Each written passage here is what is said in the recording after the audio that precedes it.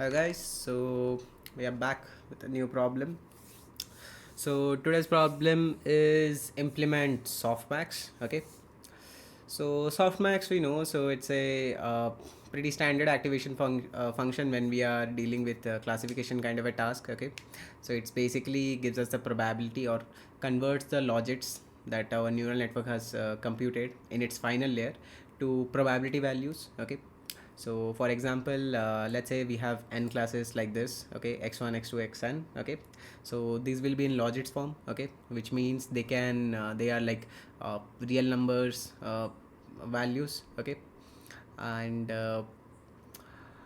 basically they can be like negative, they can be negative values or some negative large values. Okay, so what we generally do is we convert them to probability values. So all your uh, x1 to xn logits gets converted to p1 and pn values, where pi value will vary between 0 to 1.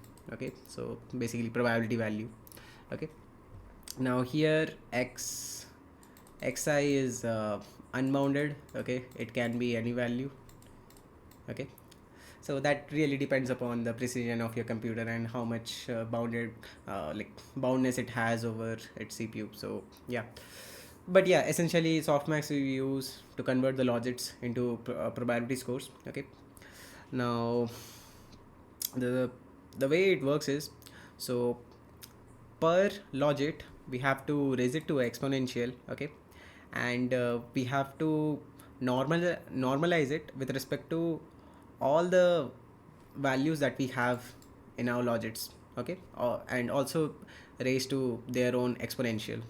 Okay, so yeah, now with this one issue we might face is, since our xi's are unbounded, which basically means if we raise it to a exponential function, like let's say my xi is, let's say I just pick a value. Okay, let's call it xi.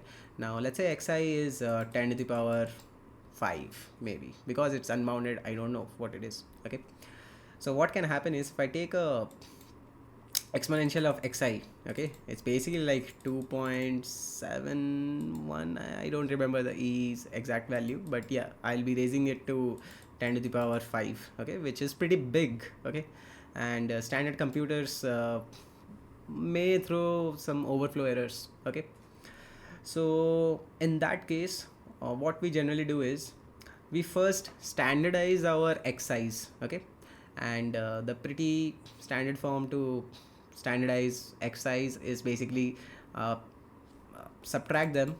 Okay, with the max of all xi's. Okay, max values among all xi's is basically similar to our main max scalar. Okay, but yeah, once you subtract this, okay, so what will happen is, so your overall strength, okay, of a sample will remain. Okay, but they will get converted into a relative value. Okay, so what I'm saying is, let's say if you plot your histogram of xi's. Okay, let's say they will be something like this, let's say. Okay, now when you standardize them, okay, the same figure will appear.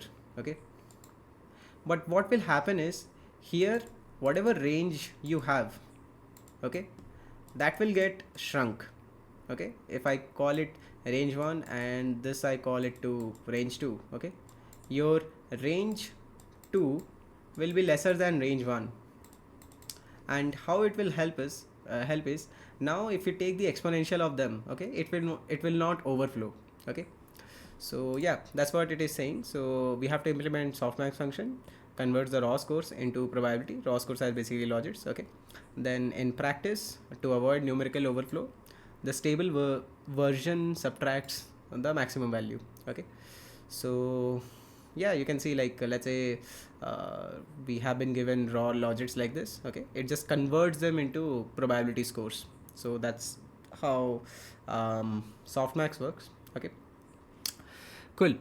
So yeah, so we have to return NumPy array, and yeah, here if you see, we shouldn't use any for loop. Everything has to be vectorized. Okay. Now other thing is we must handle 1D and 2D NumPy arrays. Okay. So how things are different in 1D and 2D arrays is like, so in 1D array we will be given something like this: x1, x2, x3, blah blah blah to some xn. Okay. But in 2D arrays we will be given a set of logits. Okay, like a set of logits. Okay, so it can be like x11, x12, x13, blah blah blah to some x1n. Okay, then some x, let's call it x21, x22, x23 to some x2n. I like that. Let's say we have m sets of logits. Okay, so m1, m2, m3, blah blah blah to xn. Okay, cool. So this is a 1D case. Okay, and this is a 2D case.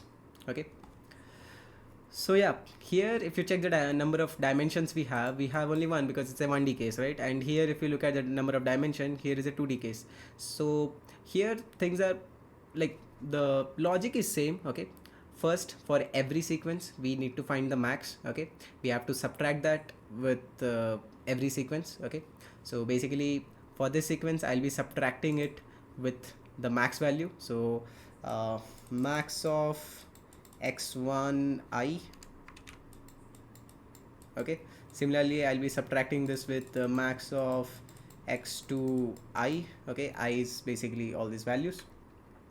So yeah, like that for this also, max of xmi. Okay, then once I subtract it, I'll basically put a point-wise exponential value. Okay, now that will convert everything here to something like this: x of 1 minus max of x1i. Okay, similarly for x12, it will get converted to x12 minus max of x1i. Okay, like that it will go. Okay, and similarly for the last element of the last sequence, it will be something like e to the power of xmn minus max of xmi. Okay, like that we will be given. Okay, now if you see here, okay, now how things are different from 1D to 2D is basically of this extra dimension here we have. Okay, so here all the operation we will be doing is using axis 1, right? Because axis 0 will be basically column wise, and axis 1 will be basically in this direction. Okay, and all the operation we are doing in this direction. Okay, but for a 1D case, okay, we only have one axis, right, which is this, right? So yeah, in 1D case we cannot so because there is only one axis, all this computation has to be happen in one direction. So yeah, I'll be handling two of these cases separately. So yeah, first thing first, I need to convert my x to a NumPy array. Okay, x of NumPy array. Okay, then I can easily check what's the dimension of x. I will do x ending if it is a 1D array. Okay, then what I will do is I will subtract x with the max element in x, np of x. Okay, so this is basically this. Okay, so once I subtract it, so I have basically standardized all the x values. Okay, then I can simply do I will raise all the x values to their like to e to the power of xi. So let's call it exp equal to numpy of exponential of x. Okay, so this will do a pointwise exponential raise to all the logits. Okay, then I can simply return np of x x divided by sum of sorry, I need to do np sum of e x p. Okay, or I can directly use this. Yeah, cool. So basically Oh, my Siri got activated. Cool. So basically, for every point-wise exponential raise, I need to normalize with the summation of all the xi's with the exponential raise, right? So that's what is happening here. Okay. Now, for the 2D case, okay, similar thing I will do. Okay, here I will do np max of x. Now what I will do here is I will say axis equal to 1. Okay, because I don't need to consider the first axis, I need the row wise axis. Okay, uh, basically the axis corresponding to the column. Okay, so axis 1. Now one more thing I will do. Okay, I will set keepdims to true. Okay, so that my dimensions will be staying. Okay, otherwise what will happen is once I did this np max, okay, of x axis 1, okay, it will give me a 1D array. Okay, but if I keep dims as true, okay, it will give me the 2D array. Okay, basically something like this, max of x1i. Okay, so this will be in broadcasted format, so I can directly subtract that with x. Okay, cool. Now I will calculate xxp similar to what I did for 1D case. Then I will do of x, and yes, this is a pointwise operation, so I don't need to mention any axis. Okay, then I can simply return xxp upon summation of xxp. Okay, now I need to do summation axis one wise. Okay, so per sequence of logits I need to get the sum. Okay, so I'll get the sum of this, I'll get the sum of this. Okay, then keep dims as true. Oopsie, true. Okay, so that I will still have the broadcasted form already. Okay, cool. So let's run this, and voila, everything passed. So I can show you what I mean by keepdims. Okay, so let's say I print this line np this. Okay, so this is with keepdims. So I'm just doing for those folks who are not aware of keepdims. Okay, and let's say this is without keepdims. Okay, if I print these two lines,